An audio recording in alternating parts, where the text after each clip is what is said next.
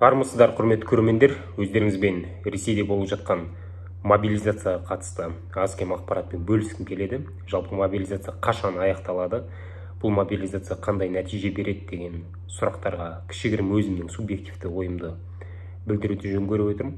Жалпы Ресей тарихында 3 мәрте мобилизация жарияланды, және 3 мобилизация Ресей мемлекетінің 3 түрлі формада өмір сүру кезеңінде жарияланып отыр. Алғашқы мобилизация 1914 жылы жарияланды. Ол кезеңде Ресей империясы тарих сахнасында өмір сүріп тұрған кезең болатын. Және Ресей империясы Бірінші дүниежүзілік соғысқа қатысу кезеңінде 1914 жылы мобилизация жариялап, соғысқа қатысты. Жалпы Ресей тарихындағы алғашқы мобилизацияда 3 миллионға жуық адамның қолына қару ұстатып, ұрыс даласына жіберген болатын. Бірақ 1917 жылы Ресей империясы ұрыс даласында сәтсіздіктерге ұшырап, келісімен шығып кетті. Кейіннен енді Ресей империясында түрлі төңкерістер болып, империяның құлағанын біз жақсы білеміз. Бұл мобилизацияның кезеңінде тағы бір біздің есімізде қалған ақпарат, ол 1916 жылғы маусымдағы жарлық. Ол әсіресе қазақ тарихында ерекше қанды іздермен қалды. Маусым жарлығы немесе бұратана халықты, сол кездегі отар халықты соғысқа қолына қару бере бермес, қолына күрек ұстатып, қара жұмысқа салып, окоп қаздыруға және майдандағы өзге де ауыр жұмыстарды істетуге Ресей империясы бұйрық шығарған болатын. Оған Қазақстан және қазақ халқы өзінің қарсылығын білдірді. Екі түрлі ол кезеңде енді Қазақстанда азаматтар болғанын да өздеріңіз білесіздер. Бірінші топ өкілдері барсын соғысқа, қазақтың жастары, қазақ жігіттері соғысқа, майдан даласына барсын, біз қарсылық білдірсек, Ресей империясының тұрақты әскері бізді шабады, қырады. Одан да соғысқа барып, батыстық өркениеттің окопта жатса да батыстық әлемнің қару-жарағын көрсін, мәдениетін көрсін. Және ең біріншісі, ең қажеттілігі бұл жерде, бұл қазақ жігіттері майдан даласында жүріп, атыс қаруын, оқты қаруды меңгерсін деген көзқарастағы азаматтар болды. Бұл бірінші топ өкілдері, екінші топ өкілдері ешқандай соғысқа бармайды. Ұрыс даласында қазақ жігіттері босқа қырылғанша біз көтеріліп, өзіміздің қарсылығымызды білдіреміз деді. Бұл торға жетісу және жалпы Қазақстанның күллі даласын шарпыған ұлт-азаттық соғысқа ұласқанын білесіздер. Сол кезеңде бал өлгенше шал өлсін деген ұранмен жаңа Амангелді Имановтар бастаған және тағы да басқа азаматтар қостаған сондай бір ұлт-азаттық соғыс болды. Бұл жалпы бірінші Ресей тарихындағы, Ресей империясында өткен бірінші мобилизация болатын. Жалпы бірінші мобилизация Ресей үшін сәтсіз аяқталды деп айтсақ болады. Себебі бірінші дүниежүзілік соғыста Ресей империясы сәтсіздікке ұшырады. Артынша Ресей империясында көтеріліс болды және ұрыс даласында тәжірибе жинап келген Ресей империясының тұрақты әскері, мобилизацияланған азаматтар сол көтеріліске, төңкеріске белсене қатысушы топтың бір өкіліне айналды. Кейіннен ұзаққа созылмай Ресей империясы тарих сахнасынан жойылды. Екінші мобилизация ол 1941 жылы болды. Бұл кезеңде Ресей империясы жойылды. Ресейдің өмір сүру формасы мүлде басқа типте болды, яғни КСРО-ға ауысқан кез болатын. 41 жыл 22 маусымда КСРО-ға Германия шабуыл жасағаннан кейін мобилизация жарияланды, және 45 жылға дейін ол мобилизация тоқтаған емес. Жалпы 1941-45 жылдар аралығында Кеңес-Герман соғысында жалпы КСРО-да 25 миллионнан астам азаматтың қолына қару ұстатып майдан даласына жіберген екен. Яғни КСРО Кеңес-Герман соғысында 25 миллион адамды мобилизациялады деп айта аламыз.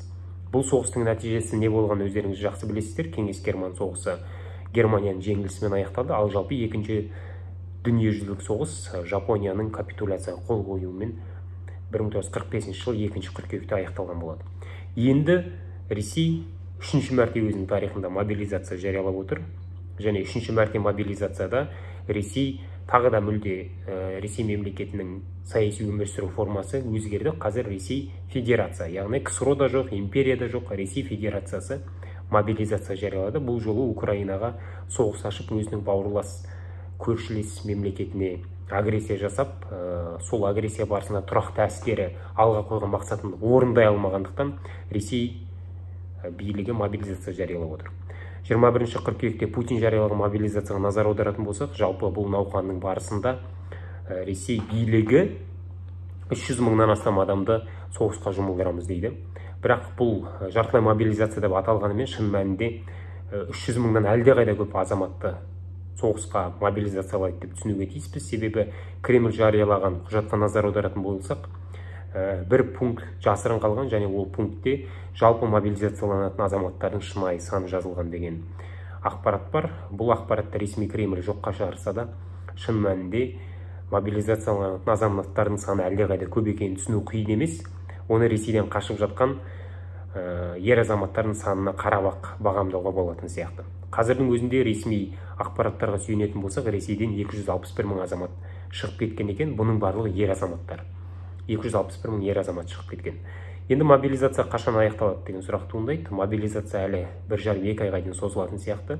Ресейдің кейбір аймақтары қазірдің өзінде мобилизацияны аяқтап үлгергенін жариялап отыр. Мысалы, Бурятия осы аптаның соңына дейін өзінің мобилизация процестерін толыққанды аяқтайтынын мәлімдеді, ал кей аймақтар тіпті мобилизация жүргізбейтінін айтты. Соның бірі Шешенстан. Яғни Қадыров билігі біз мобилизация өткізбейміз, себебі біз мобилизация жариялағанға дейін жоспарды бірнеше есе арттырып орындап тастадық. Біз жалпылай айтқан кезде 2,5 есе арттырып фронтқа 2,5 есе көп жіберуге тиіс адамнан 2,5 есе көп азаматты соғысқа ерікті жасақтардың құрамында жібердік деді. Шын мәнінде алып қараған кезде бұны екінші тұрғыдан да түсінуге болады. Яғни Шешенстанда қаза тапқандардың саны әлдеқайда көп дегенді білдіреді, және мобилизация процесі жүретін болса, ендеше Қадыров билігіне деген халықтың наразылығы көшедегі ашық митингтермен сипатталуы мүмкін. Қазірдің өзінде ол көріністер бар. Сондықтан да Қадыров расымен де Путин билігіне жағыну үшін өз еркімен тырнақшаның ішінде еріксіз жасақталған азаматтарды Украина соғысына жіберген болатын. Енді мобилизация процесін жүргізуге, мобилизация процесін өзінің аумағында іске асыруға қарсылық білдіруінің бір себебі ол Қадыровтың өз билігіне деген азаматтарының наразылығы күшейетінін түсінген сияқты. Екінші аймақ мобилизацияны толыққанды аяқтадық деп жариялаған ол оккупацияланған Қырым. Қырымның мобилизацияны толыққанды аяқталғаны екіталай, бірақ бұл жерде саяси әрекеттер арқылы, қадамдар арқылы жүзеге асып отырғанын түсінуге тиіспіз. Неге? Себебі Қырым ол оккупацияланған аймақ, және Қырымда бірнеше мәрте Украинаның әскери іс-әрекет, әскери операциялар жүзеге асты. Ол жаңағы әуежайларға соққы беру, дрондармен шабуыл жасау, бірнеше мәрте әскери нысандарда өрттердің пайда болуы деген сияқты. Бір сөзбен айтқан кезде Қырым халқының өзі қазіргі таңда 2-3 ойда, яғни әскери іс-қимылдардың өзі Қырымда жүруі мүмкін, және Қырым алдағы уақытта әскери ұрыс алаңына айналуы мүмкін деген көзқараста отыр. Сондықтан Қырымда мобилизация жүргізу Ресей билігіне деген ашық қарсылықпен Украина әскерін ашық қолдау процесіне ұласып кетуі мүмкін деген осындай қауіп бар. Міне осы қауіпті ескере отырып, Қырым билігі де мобилизацияны біз аяқтап үлгердік деген осындай мәлімдеме жасап отыр. Ал басқа аймақтар қалай? Басқа аймақтарда мобилизация өтіп жатыр, күштеп өтіп жатыр. Құжатта көрсетілген ең бірінші әскери тәжірибесі бар, ұрыс даласында соғысқа қатысқан азаматтар мобилизацияланады деген осындай ақпарат болған, бірақ ол ақпараттар қағаз жүзінде екенін алдында айтып өттік. Шын мәнінде соғысқа тамыр танысы жоқ, пара беріп құтыла алмайтын, яғни қаржысы жоқ азаматтар аттанады. Бұл бір. Екіншіден, Ресейдің орталық қалаларынан шалғайда жатқан өңірлер, яғни Мәскеуден, Петербордан, тағы да басқа аймақтардан алыс жатқан региондардың халқы көбінесе мобилизация процесіне ілінетін сияқты. Қазірдің өзінде әлеуметтік желіде тараған түрлі видеоларға назар аударатын болсақ, мобилизация процестері не шақырылған мобилизация процестеріне ілінген азаматтардың көпшілігі, бір сөзбен айтқан кезде мәдениетті негізде жеткізетін болсақ, сарбаздың заманауи 21 ғасырдағы жауынгердің кейпіне сай келмейді. Яғни көпшілігі ішімдікке салынған, бұл бір. Екіншіден, заманауи қару-жарақты игеру жағынан күмән туындатады. Өйткені 21 ғасырдың соғысы ол тек қана окоп қазып қолға қару ұстап жату емес, ол ғылым.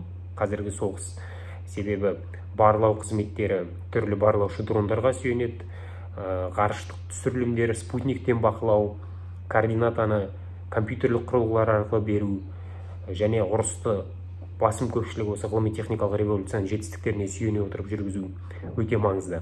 Ал қазіргі мобилизацияға Ресейде жүргізіліп жатқан ілінген азаматтардың көпшілігі бұл процестерді игеруі қиынға соғатын сияқты, әсіресе түрлі аймақтардан жиналған азаматтар. Және қазіргі мобилизациядағы жүріп жатқан процеске қарап, Ресейдің орталығы мен аумақтарының арасындағы байланыстың өте төмен екенін көруге болады. Бұл жерде Ресейдің ірі қалалары, әсіресе Мәскеу мен Петербург сынды қалаларда өмір сүру стандарты европалық стандарттарға жақындатылған.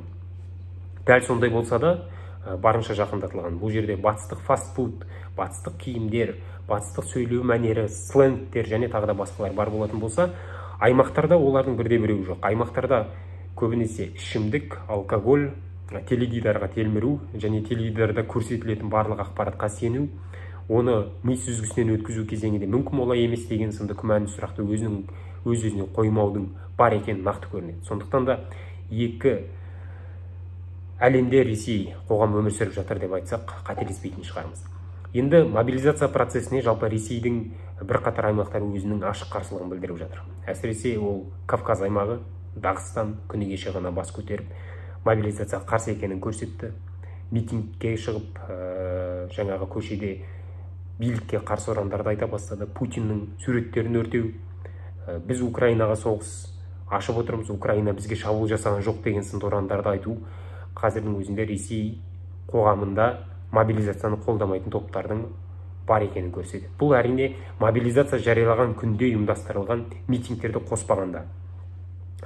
Сонымен қатар Ресейде мобилизация процесіне қарсы тағы бір іс-әрекеттер ол военкоматтарды өртеу арқылы көрініс табуда. Қазірдің өзінде Ресейдің бірнеше аймағында көптеген военкоматтар отқа оранды. Оны мобилизацияға қарсы азаматтар іске асыруда. Тағы бір мәселе бұл әкімшілік ғимараттарды отқа жағу, яғни военкоматтардан бөлек әкімдіктерге от қою процестері де, от қою әрекеттері де болып жатыр. Сонымен бірге Ресейде бүгін орын алған тағы бір әрекет, ол военкоматта мобилизация процесіне жауапты военкомды 25 жастағы жігіттің атып тастауы және оны видеоға түсіру. Міне осындай іс-әрекеттер болып жатыр. Бұл бір сөзбен айтқанда Ресей қоғамындағы мобилизацияға қарсы топтың іс-әрекеттері радикалдық негізге қарай өтіп бара жатқанын көрсетеді. Және олар бүгінде бұл іс-әрекеттер арқылы мобилизация процесін тоқтату немесе мобилизация тізімнен өзін жойып тастау іс-әрекеттерін жүзеге асырамын деп ойласа керек. Сондықтан осындай бір ашық қарсылықтарды көрсетіп жатыр. Ал Ресей қоғамындағы мобилизацияға қарсылық жақын аралықта артуы мүмкін. Неге? Себебі мобилизацияланған азаматтардың басым көпшілігі енді 2 аптадан кейін Украинадағы ұрыс даласына аттанады. Бұған дейін Ресей билігі мобилизацияланған азаматтар ұрыс даласында алдыңғы шепте соғыспайды деп мәлімдеген болса, енді ол ақпараттан бас тартып отыр. Олар осы уақытқа дейін, яғни 7 айдан астам уақыт бойы Украинада майдан даласында жүрген сарбаздарды алмастырады деген ақпарат шықты. Бұл дегеніміз ұрыс даласына Украинамен тікелей соғысқа кәсіби тұрғыдан әлдеқайда біліксіз азаматтар түседі дегенді білдіреді. Демек, мобилизацияланғандардың басым көпшілігі қаза табуы, жарақат алуы немесе ұрыс даласында қашып кетуі әбден мүмкін. Бұл Ресей қоғамындағы билікке қарсы көңіл-күйді одан бетер арттыруы ықтимал. Сондықтан алдыңғы бірнеше аптадан кейін мобилизация процесіне қарсы азаматтардың саны артатын сияқты. Ал мобилизация 300 мың адаммен тоқтайды дегенге өз басым сенбеймін. Менің ойымша мобилизация шексіз негізде жүре береді. Ал 27-ші қыркүйектен кейін, яғни ертеңнен кейін Украинаның 4 облысында жүргізілген Херсон, Запорожье, Луганск және Донецк облыстарында жүргізілген әлемдегі бірде-бір өркениетті мемлекет мойындамайтын жалған референдумдардың нәтижесін Кремль билігі мойындап, бұл 4 облыс біздің жер деп жарияласа, демек мобилизация процесі шексіз және жартылай емес, енді толыққанды мобилизацияға айналып кетуі мүмкін. Себебі Ресей өзінің 2020 жылы өзгертілген конституциясына сүйене отырып, біз аумағымызды қорғауға тиіспіз, ал 4 аймақ бізге заңды түрде халықтардың өзін-өзі анықтау процесі бойынша қосылды. Сондықтан бұл біздің территория, ал біз өз территориямызды қорғауға міндеттіміз. Сондықтан мобилизациядағы азаматтардың санын да, мобилизацияны жүргізу кезеңін де ұзартуымыз әбден мүмкін деп жариялауы ықтимал. Сондықтан да мобилизация процесі ары қарай созылып кетуі мүмкін деген болжам бар. Міне жалпы Ресейде өтіп жатқан мобилизациялар осылай өтуде. Қазіргі әлеуметтік желіде тарап жатқан видеоларға назар аударатын болсақ, мобилизацияны ұйымдастыру өте жүйесіз негізде жүзеге асуда. Сарбаздардың еденде қонып жатуы, оларға тіпті қарапайым төсек жатын орынның берілмеуі, кей сарбаздарға орналастыратын орынның дайын еместігінен далада ормандық негіздерде от жағып жылынуы, жаңағы жүрек талмасынан инсульт болып ұстап жатқан азаматтардың болып жатқанын көріп отырмыз. Осының барлығы жалпы мобилизацияда жүйе емес, науқаншылдыққа барынша басып кеткен сияқты. Ал науқаншылдық болған жерде кәсіби әскерді жасақтау, заманауи соғысқа қабілетті жауынгерді жасап шығу өте қиын болады. Сондықтан Ресейде болып жатқан мобилизация қазір ол 1941 жылы, тіпті 1914 жылы мобилизациялардың көбірек еске салатын сияқты. Себебі тарихи естеліктерді, запискаларды оқитын болсақ, сол кезеңде ұйымдастырылған мобилизацияда дәл қазіргі сияқты жүйесіз негізде жүзеге асқан. Ал 21 ғасырда мобилизацияны компьютер, ғылыми-техникалық революцияның нәтижесінде қалыптасқан электронды тізім бар кезеңде мобилизацияны дәл қазіргідей жүйесіз іске асыру, менің ойымша, Ресей билігіндегі жемқорлық пен парақорлықтың орасан зор деңгейде екенін нақты көрсетеді.